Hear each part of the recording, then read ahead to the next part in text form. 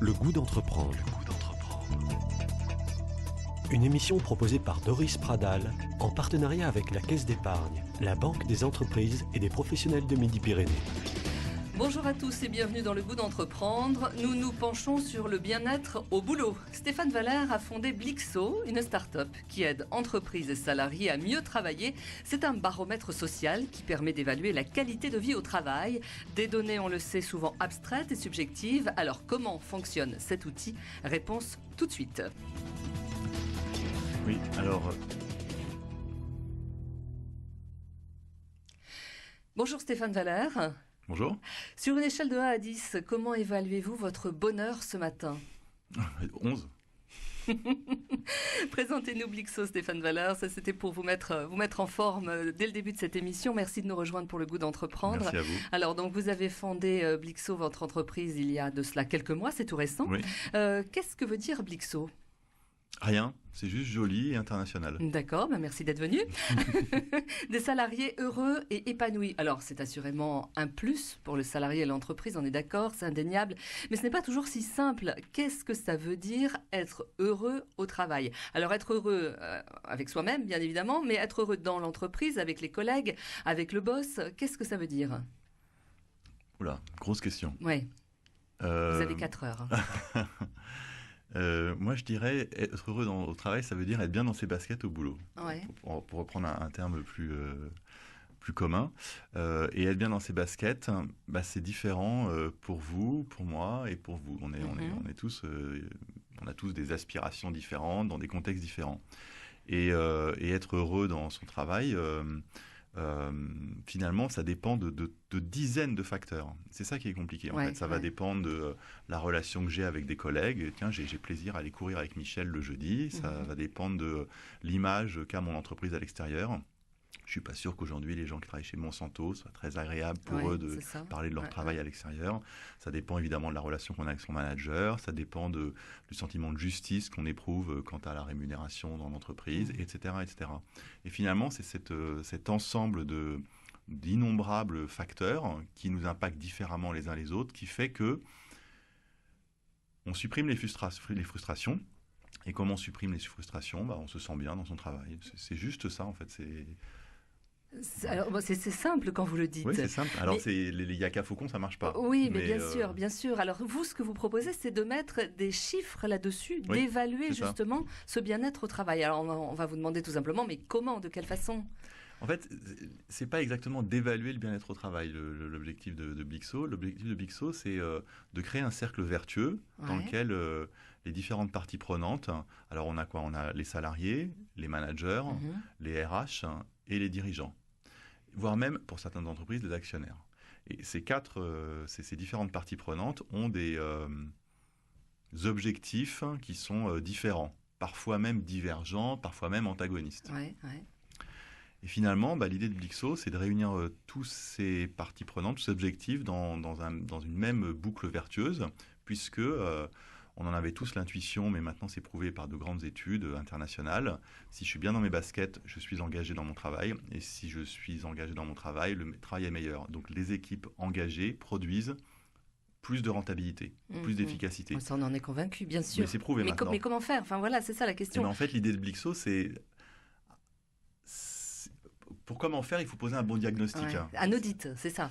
C'est ça, c'est un audit avec des pistes d'action, des priorités. Donc, je vais prendre une image qui est peut-être un peu triviale, mais les médecins, il y a 200 ans, ils sentaient l'urine, ils regardaient votre teint et ils voyaient si vous transpiriez. Voilà, ils sentaient votre haleine. Et avec ça, ils vous disaient, oh là là, il faut absolument que vous preniez si l'aspirine avait existé, ils auraient dit vous prenez de l'aspirine parce que vous êtes en train de vous gripper. Mais en fait non, c'était une gastro. Sauf qu'ils n'avaient pas l'info. Donc pour pouvoir choisir les bonnes pistes, il faut avoir l'info. Nous, ce qu'on fait avec Blixo, c'est qu'on apporte la prise de sang, l'IRM, les radios, etc. Donc finalement, comme on analyse en temps réel, on décortique tous les leviers de l'engagement, on donne la possibilité aux différentes parties prenantes d'améliorer les choses parce qu'elles savent ce qui dysfonctionne. Et finalement, le fait de ne pas être heureux. Alors, heureux, je suis un Oui, peu. Je oui, suis pas bien très, sûr, on met beaucoup de choses je suis derrière pas ce très mot, tout à à fait. l'aise avec ce mot, parce qu'en plus, le bonheur, le heureux en français, c'est très dans la sphère privée. Oui, Hein. Donc, c'est pour ça que moi, j'emploie être bien dans ses baskets, quoi, être bien au boulot. Bon, ou qualité de vie au travail. Mais finalement, je peux me sentir pas bien dans mon boulot, frustré, uniquement parce que j'ai pas compris la stratégie de la boîte. Et donc, si j'ai pas l'info, en tant que manager ou en tant que DRH, je ne vais pas pouvoir expliquer mieux la stratégie, alors que j'ai l'impression d'avoir déjà expliqué la stratégie. Vous voyez, donc il faut poser le diagnostic. Hein. Ouais. Et le diagnostic, il est compliqué à poser parce que ça dépend, ce que je disais tout à l'heure, de dizaines de facteurs, et que les gens n'ont pas la compétence, parce qu'on ne leur a pas donné, parce qu'ils ne sont pas DRH, ils n'ont pas la compétence ni de s'exprimer sur ces facteurs, donc de décortiquer, de poser la bonne grille d'analyse sur leur vécu, ni d'interroger leurs collaborateurs, quand ils sont managers, sur cette grille d'analyse. Et donc, en fait, finalement, c'est un outil de diagnostic assez simple qui apporte des pistes derrière de réflexion. Alors justement, puisque vous parlez d'outils, Oui. c'est-à-dire que c'est des questions, on répond par oui, non, Oui. on coche des croix. Alors, Comment ça marche? concrètement, en fait, on interroge les salariés ou les agents chaque semaine, ou chaque quinzaine, ou chaque mois, ou chaque trimestre. Ça dépend des fréquences que vous choisissez. Les gens répondent, si c'est par semaine, il y a 3-4 questions. Ils répondent, ça leur prend 1 minute, donc sur leur ordinateur, leur tablette, leur téléphone, enfin ce qu'ils veulent. C'est digital, évidemment. On récupère les données. Donc la question, elle part de chez nous. On est tiers de confiance. La question, elle part de chez nous.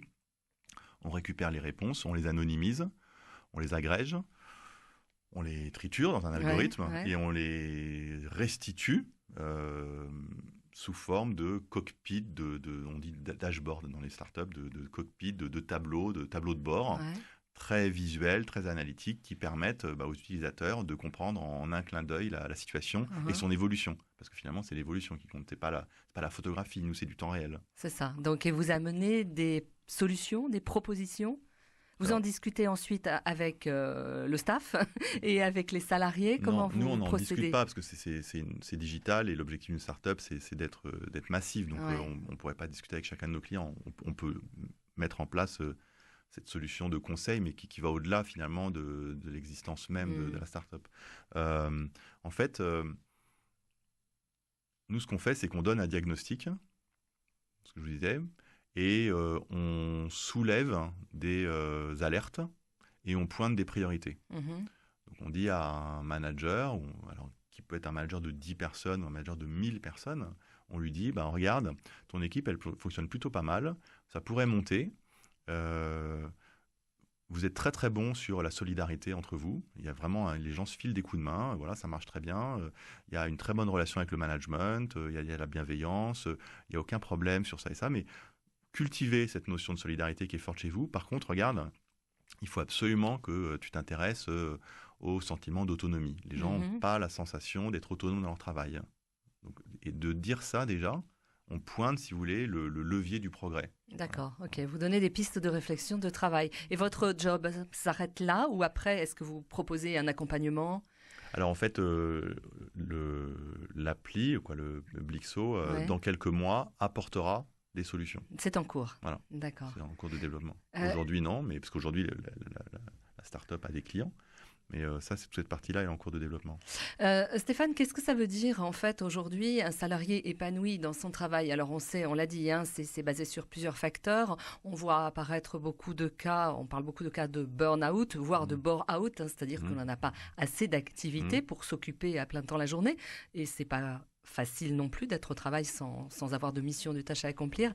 Quels sont, j'allais dire aujourd'hui, avec un petit peu de recul, les différents problèmes que vous avez pu identifier ou des choses qui sont récurrentes? C'est difficile de la répondre communication, à votre question. déjà. Oui, en fait, il y a vraiment beaucoup de facteurs. Il y a ma relation avec le manager, ma relation avec mes collègues, mon sentiment d'autonomie, le sentiment d'équité,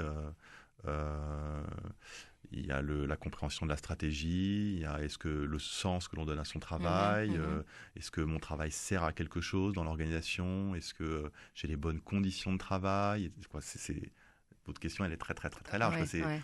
Et c'est ce qui fait la complexité du sujet, en fait. Si vous voulez, nous, on existe parce que finalement, le sujet de l'engagement dépend de dizaines de facteurs et ces informations ne sont pas récupérables simplement, parce que la seule question que les gens se posent le matin, c'est « Salut, ça va » et tout le monde répond en chœur « Ça va ». Oui. Bien, et toi? Donc on n'avance pas avec ça. Finalement, il faudrait, si on voulait bien faire les choses, il faudrait... vous savez, les grandes entreprises, elles ont des baromètres. Ouais. Voilà, des baromètres annuels, ou c'est tellement compliqué qu'il y en a qui font ça tous les 2 ans, tous les 2 ans et demi. C'est des trucs énormes, hein, parce que il faut des mois pour poser les questions à tout le monde, pour analyser récupérer, analyser, etc. Nous, on fait ça, on fait la même chose, en fait, mais en temps réel, de façon ultra simple. C'est ultra simple, il n'y a pas d'installation, il n'y a rien du tout, ultra simple. Et ça, aussi bien pour les très grandes entreprises que pour les toutes petites PME, à des prix défiant toute concurrence. Donc, c'est ça le plus de Blixo. En fait. Alors parfois les salariés n'adhèrent pas au projet d'entreprise. Il ne suffit pas de proposer des cafés philosophiques par exemple ou d'autres choses un petit peu fun pour que ça fonctionne. Le malaise peut être profond au sein de l'entreprise. Est-ce que ça aussi vous arrivez à l'identifier, à le mesurer ? Vous avez les moyens de le faire. Oui, mais en fait, le malaise profond, je suis désolé, je suis peut-être pas très concret dans la réponse que je vous apporte, mais c'est une maladie, entre guillemets, parce qu'un malaise, on pourrait dire que le système est malade. C'est systémique, une entreprise. Hein. Donc, le système malade, il a des causes. Quoi. Il y a des microbes, il y a des virus. Et ce qui est compliqué, c'est de comprendre d'où ça vient, en fait. C'est ça le plus difficile, voilà. Bien sûr. Et c'est pas tout... Nous, c'est ça ce qu'on fait, si vous voulez. On pose un diagnostic clair. Si les gens ne comprennent pas... je reviens sur votre question, parce qu'elle était très riche. Quand on s'intéresse à la stratégie de l'entreprise, il y a 3 choses, par exemple. Il y a, est-ce que mon entreprise a une stratégie claire ? Est-ce que la stratégie m'est bien communiquée ? Et est-ce que j'y adhère ? C'est 3 choses vraiment différentes. Tout à fait. Et le patron d'entreprise, il a évidemment, c'est quelqu'un d'intelligent, ils sont tous intelligents, ils ont tous envie de bien faire. Les patrons, les managers, les salariés. Le patron, évidemment, il explique sa stratégie. Mais il l'a fait. Il l'a fait le mieux qu'il pouvait. Et évidemment, il a une stratégie. Tous les patrons ont une stratégie d'entreprise. Maintenant, les collaborateurs n'ont pas forcément l'impression qu'on leur a expliqué, parce qu'ils ne l'ont pas forcément entendu, parce que c'est compliqué. C'est pas parce qu'on dit les choses que les autres entendent. Message, voilà, bien sûr, il y a des émetteurs, des récepteurs. Ils n'y adhèrent pas forcément. Et ils ne sont pas parfois convaincus que l'entreprise a une stratégie. Ils sont un peu déboussolés. Ces 3 choses qui sont très différentes peuvent générer derrière des dysfonctionnements qui rendent le système complètement malade, qui vont après dérégler des relations entre pairs, des relations hiérarchiques entre un manager, et on va dire c'est ce manager qui ne va pas ou c'est ce collaborateur qui ne va pas. Non, c'est pas ça. Le sujet, c'est pas ça.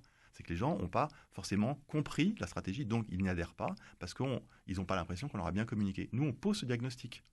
Et donc, en fait, les raisons du mal-être, si vous voulez, quand il y a du mal-être, elles peuvent être très, très diverses. Je ne parle pas de cas pathologiques, de harcèlement, etc. Tout à fait, bien sûr. C'est pas du tout mon sujet. Mais heureusement, c'est trop souvent fréquent, mais très rare. Hein. D'accord. Vous êtes un médecin, en fait. Vous êtes un médecin au chevet de l'entreprise. Non, je ne suis pas médecin. Vous restez avec nous. À tout de suite.